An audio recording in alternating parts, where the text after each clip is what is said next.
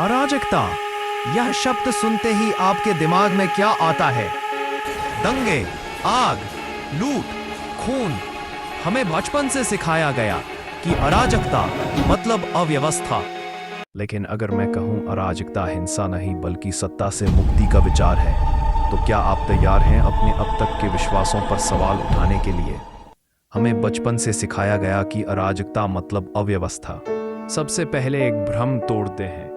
अराजकता कोई गाली नहीं है। यह ग्रीक शब्द अनार्किया से आया है। इस प्रकार एनार्की दो शब्दों से मिलकर बना हुआ है।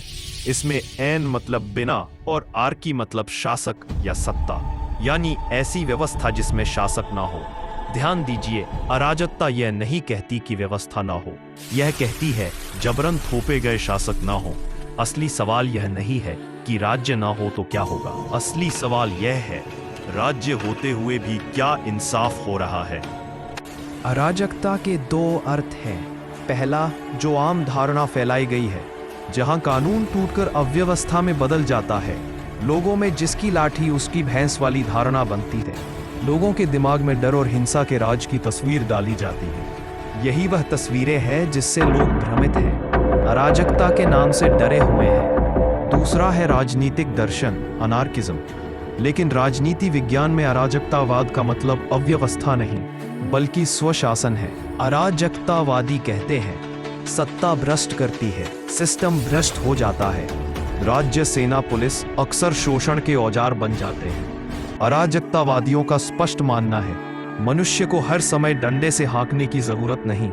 इसलिए वे कहते हैं राज्य खुद संगठित हिंसा है। अराजकता के मूल दर्शन को समझिए। अराजकता एक गहरी मानवीय धारणा पर टिकी है। मनुष्य स्वभाव से सहयोगी है। समाज डर से नहीं, समझ और जिम्मेदारी से भी चल सकता है। कानून से पहले चेतना होनी चाहिए, क्योंकि कानून डंडे से चलता है लेकिन नैतिकता समझ से। इसलिए उनका नारा है कम सत्ता बराबर ज्यादा आजादी।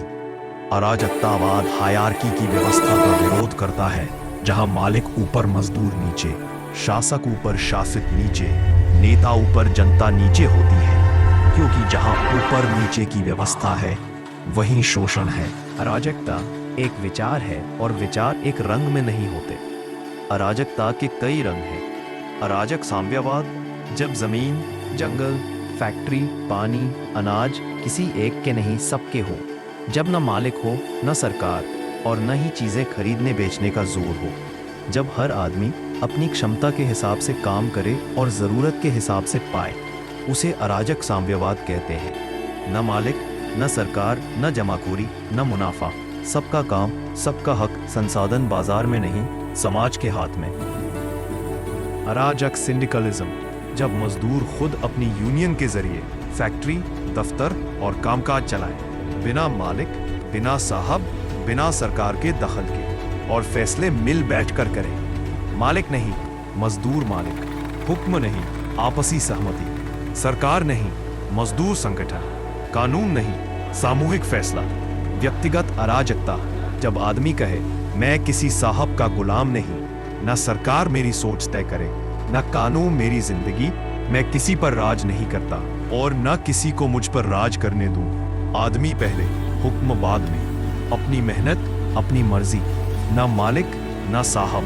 जबरदस्ती से दूरी, सहमति से रिश्ता। शांतिवादी अराजकता, टॉल्स्टॉय और गांधी के अनुसार, जहां अहिंसा सबसे बड़ा हथियार है। जब आदमी कहे न मैं किसी पर डंडा चलाऊं, न किसी का डंडा सहूं, न गोली से राज चाहिए, न गोली से आजादी। मैं अन्याय के आगे झुकूंगा नहीं, लेकिन इंसान पर हाथ भी नहीं उठाऊंगा। इसे शांतिवादी अराजकता कहते हैं, यानी सत्ता का विरोध बिना हिंसा के। डर से नहीं, नैतिक ताकत से लड़ाई। हुक्मरान को चुनौती, अहिंसा से। इंसान की जान सबसे ऊपर, यानी अराजकता केवल बम और बंदूक नहीं, अराजकता नैतिक साहस है। दिलचस्प बात यह है कि अराजकता भारत के लिए कोई विदेशी विचार नहीं है। गांधी का ग्राम स्वराज, जहां सत्ता दिल्ली में नहीं गांव में हो, ग्राम सभा, पैसा कानून, आदिवासी स्वशासन, ये सब क्या है? नाम भले ना हो लेकिन विचार अराजकता के बहुत करीब है। आदिवासी समाज में न राजा था न पुलिस, फिर भी सामाजिक अनुशासन था, क्योंकि डर नहीं, सामूहिक चेतना थी और सामूहिक चेतना ही अराजकता की आत्मा है।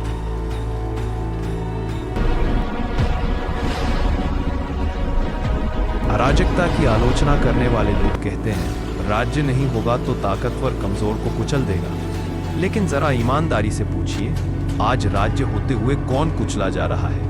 किसान, मजदूर, आदिवासी, गरीब? सच तो यह है कि डर अराजकता से नहीं, आजादी से है। हाँ, चुनौतियां जरूर हैं, सुरक्षा, बड़े पैमाने पर समन्वय, आधुनिक ढांचे, लेकिन सवाल यह है, क्या मौजूदा व्यवस्था सच में गरिमापूर्ण जीवन दे रही है?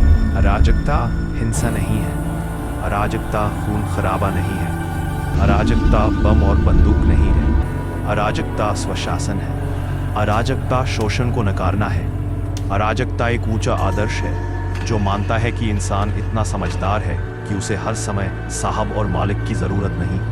अराजकता व्यवस्था का इनकार नहीं, जबरन थोपे गए शासन का इनकार है। सवाल बस इतना है, क्या हम बिना डर, बिना डंडे और बिना शासक के इंसान बने रह सकते हैं? अगर यह वीडियो आपको सोचने पर मजबूर करता है, लाइक कीजिए। अगर असहज करता है, कमेंट कीजिए। और अगर सवाल उठाता है, शेयर कीजिए। क्योंकि सवाल पूछना ही पहली अराजक क्रांति है।